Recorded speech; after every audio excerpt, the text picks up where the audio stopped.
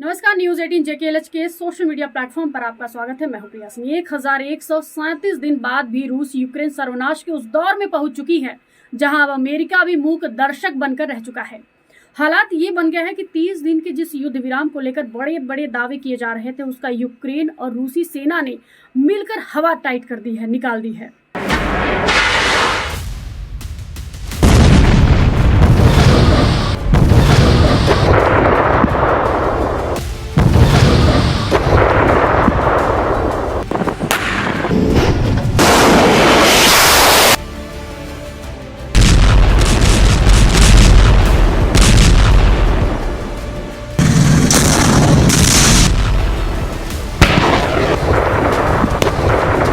अब हम आपको वॉर जोन से आ रही उन रिपोर्ट के आधार पर साबित करने जा रहे हैं कि अब तीसरे विश्व युद्ध को कोई रोक नहीं सकता, या कुछ रक्षा विशेषज्ञों के हवाले से ये कहा जा सकता है कि तीसरा विश्व युद्ध शुरू हो चुका है।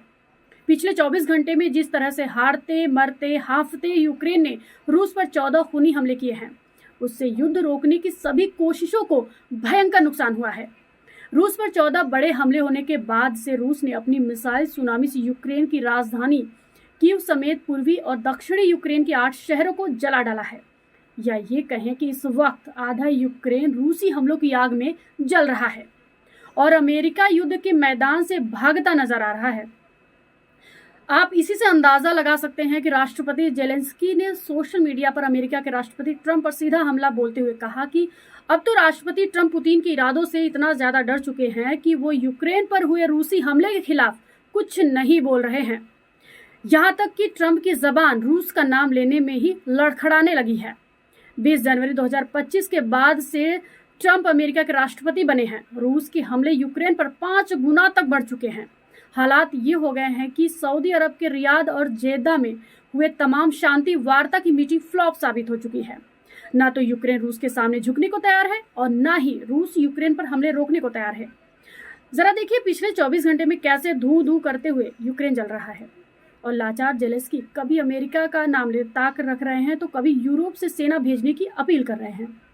जेलेंस्की की हताशा का इसी से अंदाजा लगाया जा सकता है कि वो अब ट्रंप पर सीधा निशाना हमला कर रहे हैं। जब से रूस ने दावा किया है कि उसके ऊपर यूक्रेन ने 24 घंटे के अंदर 14 बड़े हमले किए हैं, उसके बाद से यूक्रेन पर रूसी हमलों को सुनामी आ चुकी है। राष्ट्रपति जेलेंस्की का दावा है कि रूस ने राजधानी कीव समेत कई दर्जनों क्षेत्रों में लोगों को मिसाइलें हमले में मार डाला है। यूक्रेनी वायुसेना का दावा है कि 5 अप्रैल को यूक्रेन में रात भर घातक मिसाइलों से हमला हुआ है। ये भी दावा किया गया है कि यूक्रेनी वायुसेना ने रूस के 92 ड्रोन से 51 ड्रोनों को हमले के दौरान मार गिराया है, लेकिन उसके बावजूद कीव, जाइटोमिर, सुमे और निप्रोपेट्रोवस्क क्षेत्रों में भारी नुकसान हुआ है। रूस यूक्रेन जंग को 1030 दिन तक ज्यादा का वक्त हो चुका है। 3 साल की जंग में यूक्रेन में भयंकर तबाही हो चुकी है। चौथे साल में चल रही जंग तो यूक्रेन के लिए नासूर साबित हो चुकी है। अब हालात ये हैं कि जब से ट्रंप ने यूक्रेन की बड़े पैमाने पर सैन्य मदद बंद की है, उसके बाद से यूक्रेन पर रूस भूखे शेरों की तरह टूट पड़ा है। पिछले 24 घंटे में ही रूस ने यूक्रेन के इन इलाकों पर भयंकर हवाई जमीनी हमले किए हैं जहां पर यूक्रेनी सेना खुद को मजबूत करने का दावा करता है। हम आपको दिखाते हैं कि कैसे पुतिन के खूनी हमलों ने यूक्रेन के कम से कम 4 प्रांतों के चिथड़े उड़ाकर रख दिए हैं। इधर जमीन पर रूसी सेना तेजी से पूर्वी यूक्रेन, मध्य यूक्रेन और दक्षिणी यूक्रेन के इलाकों पर कब्जा कर रही है। कुर्स्क इलाके से रूसी सेना ने पैदल सेना और टैंकों से हमले बेहद तेज कर दिए हैं। उत्तर कोरिया के सैनिकों के साथ मिलकर रूसी सेना ने पूर्वी यूक्रेन में कुर्स्क के इलाके से हमले किए हैं। लगभग 238 मोर्चों से यूक्रेनी सेना भाग चुकी है। एक रिपोर्ट के मुताबिक यूक्रेन के लगभग 22% इलाके पर रूसी सेना कब्जा कर चुकी है, जबकि रूस खुद दावा कर रही है कि उसने यूक्रेन के 25% इलाके पर कब्जा कर लिया है। यूक्रेनी इंटेलिजेंस ने भी दावे किए हैं कि रूस की ऊपर बहुत बड़ा हमला कर सकता है। यूक्रेन के सुमे में 2 रूस हवाई हमलों में 2 दर्जन से ज्यादा लोग पिछले 24 घंटे में मारे गए हैं। हम आपको बता दें कि जिस वक्त पुतिन को पता चला था कि अमेरिका यूक्रेन को F-16 फाइटर जेट हमला करने के लिए दे रहा है, उस वक्त पुतिन ने कहा था कि अब F-16 जेट को हमला करने से पहले जमीन पर जला डालेंगे। लेकिन यूक्रेन ने F-16 को हवा में गेम चेंजर साबित कर दिया है। लेकिन ये भी सच है कि एगल्स एयरबेस पर मौजूद 96 क्रूज मिसाइलों के तबाह होने से रूस पर रत्ती भर फर्क नहीं पड़ा है। यूक्रेन ने एगल्स एयरबेस पर बड़े ड्रोन अटैक रूस में 500 किलोमीटर अंदर घुसकर हमले किए थे। यूक्रेन की वायुसेना ने मुताबिक रूस ने लगभग 3 साल की जंग में यूक्रेन के खिलाफ 51,000 से ज्यादा गाइडेड बम से हमले किए हैं। यहाँ तक कि रूस ने अब तक कम से कम यूक्रेन को मिले 2 F-16 को हवा में तबाह कर चुका है, जिसमें सबसे बड़ा हमला F-16 पर रूस ने यूक्रेन के जापोरिजिया में लगभग 35 दिन पहले ही किया है। रूस यूक्रेन जंग में कुछ हैरान करने वाले आंकड़े सामने आ रहे हैं, जो दावे किए जा रहे हैं कि उसके मुताबिक रूस की 1.5 लाख नए सैनिक, 200 लड़ाकू विमान और 3,000 टैंक यूक्रेन के अंदर 1,000 किलोमीटर इलाके में खूंखार हमले कर रहे हैं। जब से राष्ट्रपति ट्रंप ने सीज फायर कराया है, उसके बाद से रूस ने यूक्रेन पर हमला तेज करने में कोई कसर नहीं छोड़ी है।